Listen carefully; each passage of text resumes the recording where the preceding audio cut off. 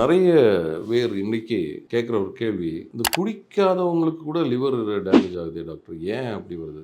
சிலர் பார்த்தீங்கன்னா லேடிஸாக இருப்பாங்க, அவங்க நல்ல ஒரு வெஜிடேரியன் டயட் மட்டும் எடுத்துகிட்டே இருப்பாங்க, ஆனால் கல்லீரல் பிரச்சனை வந்துடுது, அதான் பிளட் வாமிட்டிங் ஆயிடுச்சு. ஏன் டாக்டர் இப்படி இருக்குது? ஸோ மது பழக்கம் வந்து ஒரு one of the major cause. But மது இல்லாமலும் மற்ற காரணங்களும் இதில் இருக்குது.